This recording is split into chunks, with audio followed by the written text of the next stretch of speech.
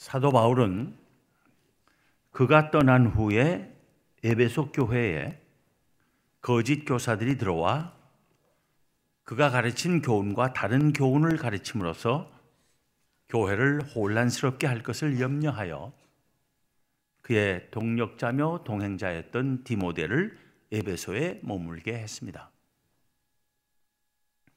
바울은 디모데에게 믿음과 착한 양심을 가지고 선한 싸움을 싸울 것을 명했습니다. 바울은 디모데에게 책무를 맡길 뿐 아니라 그것을 어떻게 감당하며 완수할 것인지에 대한 권면도 함께 주었습니다. 그 첫 권면은 바로 기도하라는 것입니다. 디모데 혼자만 아니고 온 교회가 함께 기도하라는 것입니다. 먼저 본문 1절, 2절을 봅니다. 그러므로 내가 첫째로 권하노니 모든 사람을 위하여 간구와 기도와 도고와 감사를 하되 임금들과 높은 지위에 있는 모든 사람을 위하여 하라. 이는 우리가 모든 경건과 단정함으로 고요하고 평안한 생활을 하려 함이라. 1절에서 사도 바울은 기도할 것을 권하며 곧바로 모든 사람을 위하여 기도하라 합니다. 에베소 교회의 거짓 교사들은 기독교를 엘리트 그룹을 위한 종교라고 치켜 올리는 경향을 보였던 것 같습니다. 따라서 그들이 엘리트 그룹에만 관심을 기울였을 것임에 반해 사도 바울은 그런 사고를 배격했습니다. 예수 그리스도의 죽음이 모든 사람을 위한 죽음이었다면 그리스도인들의 기도 또한 모든 사람을 위한 것이어야 함을 말하는 것입니다. 사도 바울은 기도할 것을 권하며 기도와 관련된 4가지 단어를 사용합니다. 간구와 기도와 도고와 감사입니다. 간구와 감사는 기도를 구성하는 중요한 요소들입니다. 간구도 없고 감사도 없는 기도는 온전한 기도를 할 수 없을 것입니다. 도고는 특별히 다른 사람을 위한 기도를 의미합니다. 다른 사람을 위하여 기도하되 어린아이가 아버지에 대하여 갖는 것 같은 신뢰를 갖고 매달리는 기도를 말합니다. 기도를 하며 처음부터 끝까지 자기만을 위한 간구로 그치면은 그 좋은 기도를 할 수 없습니다. 먼저는 하나님의 나라와 그 의를 위하여 기도하고 다음에는 다른 사람들을 위하여 기도하고 나중에 자기를 위하여 기도하는 것이 좋은 기도의 순서일 것입니다. 2절에서는 특별히 임금들과 높은 지위에 있는 모든 사람을 위하여 기도하라 합니다. 여기서 임금들은 로마의 황제들을 포함해서 모든 왕들을 가리킵니다. 높은 지위에 있는 사람들이란 황제의 신하들을 비롯한 모든 통치자들, 고위 관리들, 정치 지도자들을 말합니다. 사도 바울이 이 글을 쓸 당시 로마의 황제가 역사상 가장 포악한 기독교 박해자인 네로였다는 사실은 놀랍습니다. 네로 황제 같은 사람을 위해서도 기도하라는 것은 놀라운 일일지 모르지만 이유가 없는 것이 아닙니다. 이는 우리가 모든 경건과 단정함으로 고요하고 평안한 생활을 하려 함이라는 것입니다. 달리 말하면 평안하게 그리스도인들이 믿음의 삶을 살 수 있기 위해서 그리스도인들을 박해하지 않도록 그 폭군을 하나님께서 다스려 주시기를 기도해야 하는 것입니다. 모든 경건과 단정함으로 고요하고 평안한 생활을 하려 함이라 했는데 경건은 올바른 믿음에 근거한 삶을 종합적으로 나타내는 말입니다. 하나님 사랑과 형제 이웃 사랑으로 요약되고 대변될 수도 있는 말입니다. 고요하고 평안한 생활은 그 자체가 목적이라기보다 예수 믿는 사람들이 구원의 복음을 아무 장애 없이 전하기 위해 유리한 전제로서의 환경을 말합니다. 오늘날 우리 또한 모든 사람을 위해서 기도할 수 있어야 할 것입니다. 누구를 구원하실지는 하나님의 주권과 뜻에 맡기고 우리는 모든 사람을 위해 기도해야 한다는 것입니다. 우리의 믿음 생활과 전도 사역이 원만하게 이루어지기 위해서라도 하나님께서 모든 사람 가운데서 선하게 역사하시며 간섭하여 주시기를 비는 것은 잘못된 일이 아닙니다. 이렇게 사도 바울이 모든 사람을 위하여 기도하라고 권고하는 근거는 무엇이겠습니까? 본문 3절, 4절을 봅니다. 이것이 우리 구주 하나님 앞에 선하고 받으실 만한 것이니 하나님은 모든 사람이 구원을 받으며 진리를 아는 데 이르기를 원하시느니라. 모든 사람을 위한 기도는 하나님의 뜻에 합당한 일이라는 것입니다. 왜냐하면 하나님은 모든 사람이 구원을 받으며 진리를 아는 데 이르기를 원하시기 때문이라는 것입니다.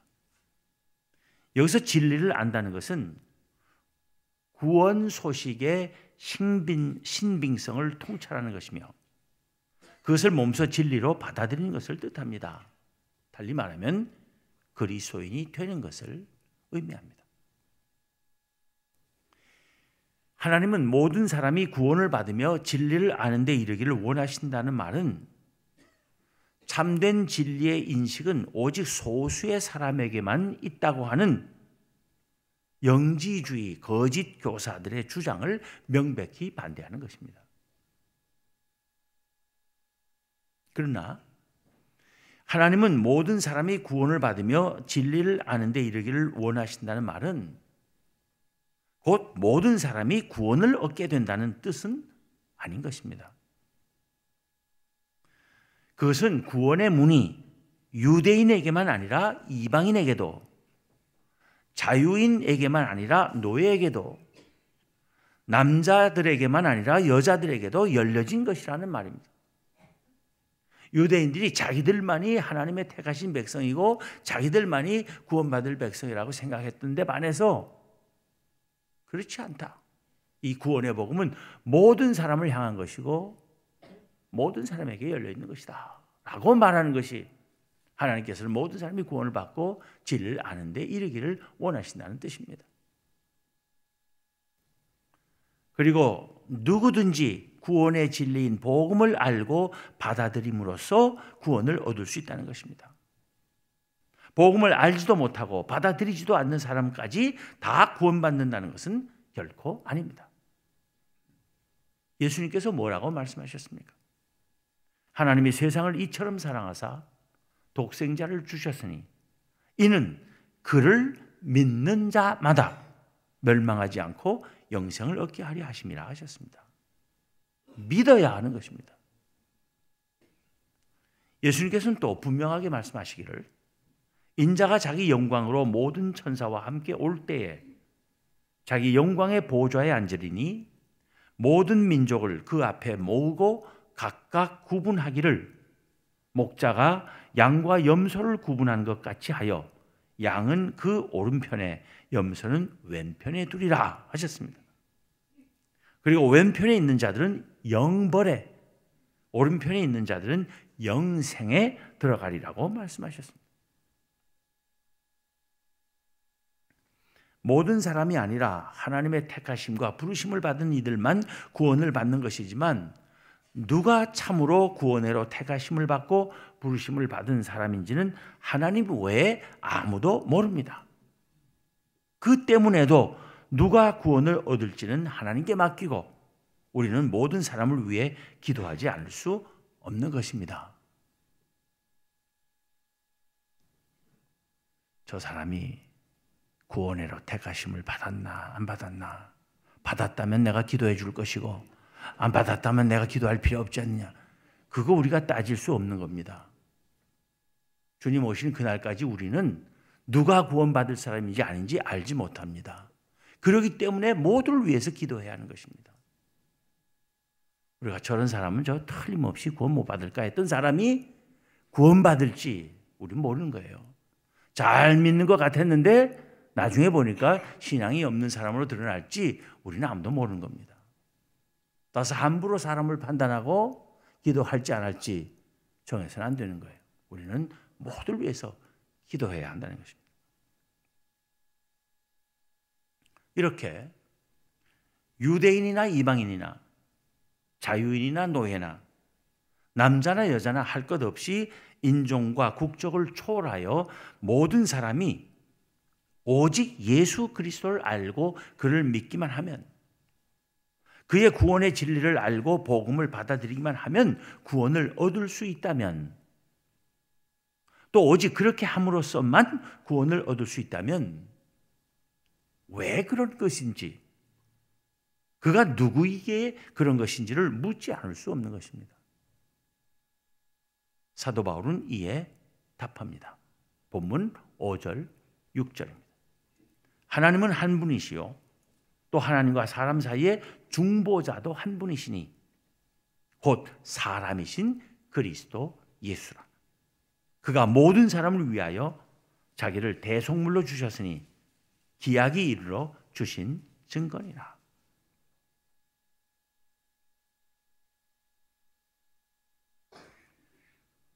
하나님은 한 분이시고 하나님과 사람 사이의 중보자도 오직 한 분이신데 그가 바로 예수 그리스도시기 때문에 그렇다는 거예요. 그러니까 그를 믿어야만 구원을 받을 수 있다는 것입니다. 예수 그리스도가 누구이신지는 본성적으로 말하자면 그는 유일하신 참 하나님의 아들이시라는 것이 가장 좋은 이해입니다. 그리고 가장 중요한 이해입니다. 예수 그리스도를 하나님의 아들로 알지 않으면 우리의 믿음이 다 헛거예요. 그런데 그의 사명과 그의 사역의 관점에서 말하자면 하나님과 사람 사이의 중보자이시라는 것이 그에 대한 핵심적인 이해라고 할 수 있습니다. 하나님의 아들이시며 하나님과 우리 사이의 중보자시라는 것. 이것이 예수 그리스도에 대한 우리 이해의 핵심입니다. 그거 빼놓고 예수 그리스도가 이렇다더라 저렇다더라 아는 것은 다 소용없습니다. 그런데 중보자란 어떤 사람입니까? 소통이 끊어졌거나 서로 멀어졌거나 서로 남남같이 되었거나 아니면 서로 전쟁 중에 있는 양쪽을 연결시켜주는 사람을 말합니다.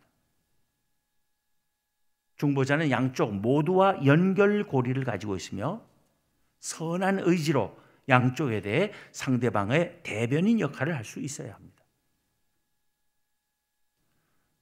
이 사람에게 가서는 이렇게 얘기하고 저 사람에게 가서는 저렇게 이야기해서 서로 오해를 갖게 하고 싸움 붙이는 사람이 아닙니다. 이쪽에 가서는 저쪽의 입장을 잘 대변해서 이해하게 해주고 저쪽에 가서는 이쪽의 생각을 잘 전해서 받아들이게 하는 그런 역할을 한 사람이 중보자입니다. 예수 그리스도는 하나님과 사람 사이의 중보자이십니다. 왜 하나님과 사람 사이에 중보자가 필요합니까? 하나님과 사람 사이에 소통이 끊어졌기 때문입니다. 하나님과 사람 사이가 멀어졌기 때문입니다. 하나님과 사람 사이가 원수 관계가 되었기 때문입니다. 왜 그렇게 되었습니까? 사람이 하나님께 죄를 짓고 하나님과의 언약을 깨뜨렸기 때문입니다. 이제 끊어진 하나님과 사람과의 관계가 회복되기 위해서 중보자가 있어야 하는 것입니다. 하나님과 사람 사이에서 양쪽을 대변할 중보자여야 합니다. 그런 역할을 하기 위해서는 동시에 하나님이시며 사람이시니가 필요합니다. 예수 그리스도는 바로 그런 중보자이신 것입니다. 그러나 예수 그리스도는 단순히 하나님과 사람 사이에 연결 역할만 하신 중보자가 아니십니다.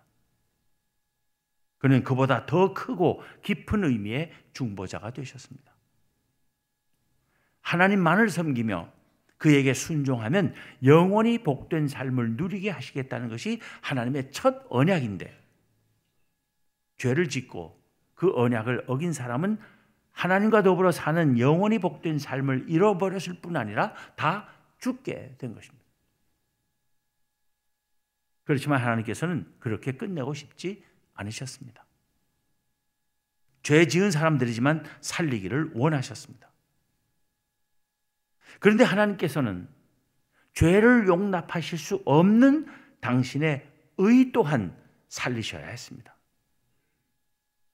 모든 사람의 모든 죄를 용서하시며 동시에 하나님의 의를 세우시기 위해 하나님께서 택하신 것이, 하나님의 선택이 당신의 아들을 사람으로 세상에 내려보내시고 모든 사람을 대신하여 그를 십자가에 달려 죽게 하신 것입니다. 그리고 이제 예수 그리스도께서 하나님의 아들이심과 모든 사람의 죄를 위한 그의 대속의 죽음을 믿기만 하면 구원과 영생을 주시겠다는 것입니다. 그것이 새 언약입니다. 예수 그리스도는 바로 이 새 언약의 중보자이신 것입니다. 그것을 히브리서 9장 15절에서는 이렇게 말하고 있습니다. 그는 새 언약의 중보자시니 이는 첫 언약 때에 범한 죄에서 속량하려고 죽으사 부르심을 입은 자로 하여금 영원한 기업의 약속을 얻게 하려 하십니다. 본문 5절 끝에서 사람이신 그리스도 예수라고 굳이 명시한 이유는 거짓 교사들이 예수님께서 참 사람이심을 부인했기 때문입니다. 예수 그리스도는 사람인 것처럼 우리에게 보이긴 했지만 진짜 사람은 아니었다. 어떻게 하나님의 아들이 사람이 될 수 있느냐? 사람처럼 잠시 나타나셨을 뿐이다 라고 이단들이 가르친 겁니다.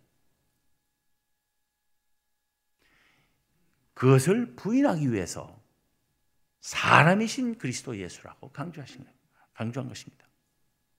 예수 그리스도께서 온전히 참 사람이시라는 것은 그가 새 언약의 중보자가 되시는데 필수적입니다. 그가 그저 사람이기만 하다면 하나님과 사람 사이의 중보자가 될 수 없습니다. 사람이 어찌 하나님과 사람 사이에 중보자가 될 수 있습니까? 누구도 할 수 없는 일입니다. 하나님과 사람 사이의 중보자가 되려면 또한 참 하나님이셔야 합니다. 예수 그리스도는 참 하나님이시며 동시에 참 사람이십니다. 그래서 그만이 하나님과 사람 사이에 유일하신 중보자가 되신 것입니다. 하나님은 유일하신 참 하나님이시며 존재하는 모든 것의 창조주이십니다. 다른 신은 없으며 하나님에 의해 창조되지 않은 존재는 하나도 없습니다. 따라서 모든 사람의 구원은 오직 하나님의 주권 아래 있는 것입니다. 하나님께서 사람과의 화해를 위하여 세우신 유일한 중보자는 그의 아들 예수 그리스도이십니다. 다른 중보자는 없습니다. 다른 화해와 구원의 길도 없습니다. 세상 모든 사람은 오직 예수 그리스도를 믿음으로써 하나님에 의해 구원받을 수 있을 뿐입니다. 하나님께서 누구를 부르시고 믿음을 주셔서 구원하시든 그것은 오직 은혜일 뿐입니다. 그 구원의 은혜를 받아들이고 누리는 사람은 복 있는 사람입니다. 사도 바울은 바로 이 은혜의 복음을 온 세상에 전하라고, 특히 이방인들에게 나아가 전하라고 부르심과 세우심을 받은 사도입니다. 거짓 교사들이 뭐라 해도 그것은 사실이라고 사도 바울은 힘주어 말하기를 잊지 않습니다. 본문 7절입니다. 이를 위하여 내가 전파하는 자와 사도로 세움을 입은 것은 참말이요 거짓말이 아니니 믿음과 진리 안에서 내가 이방인의 스승이 되었노라. 사도 바울이 내가 이방인의 스승이 되었노라 했다고 해서 그를 교만하게 여길 필요는 없습니다. 그가 디모데후서 1장 11절에서 쓰기를 내가 이 복음을 위하여 선포자와 사도와 교사로 세우심을 입었노라 한 것처럼 그는 단지 하나님께서 자기를 이방인들에게 복음을 가르치라고 사도로 세우셨다고 믿고 고백한 것뿐입니다. 이것은 에베소 교회의 거짓 교사들이 사도 바울의 사도로서의 소명과 사명에 대해 의문을 제기할 것에 대비해 그곳 신자들이 흔들리지 않게 하기 위한 것이었다고 봅니다. 오늘날 우리에게도 참된 복음과 바른 신앙의 교훈을 지킬 사명이 주어져 있습니다. 우리도 믿음과 착한 양심을 가지고 선한 싸움을 싸워야 합니다. 그러기 위해서 무엇보다도 힘써야 할 것은 기도입니다. 기도하되 모든 사람을 위하여 기도해야 합니다. 믿지 않는 이들을 위해서도 기도해야 합니다. 또 믿든 믿지 않든 이 세상 통치자들과 관리들을 위해서도 특별히 기도해야 합니다. 그래서 사회의 평화와 안정이 이루어지도록 기도해야 합니다. 그리고 신앙과 선교의 자유가 보장되고 복음의 전파와 확산이 방해되지 않게 하기 위해서 더 많은 기도를 해야 할 것입니다. 세계 곳곳에서 증오와 잔인한 학살과 보복 행위의 반복이 그치도록 끊임없이 기도해야 할 것입니다. 신자들의 기도는 세상을 바꿀 수 있습니다. 우리의 기도를 들으시는 하나님께서는 전 세계 모든 국가, 모든 민족의 주인이시기 때문입니다. 당신의 뜻을 그 누구에게서든지 행하시는 하나님께서 우리의 기도를 들으시고 하나님의 나라를 세우시는 당신의 계획을 이루어 가시도록 날마다 기도하는 우리가 되기를 기원합니다. 기도하겠습니다.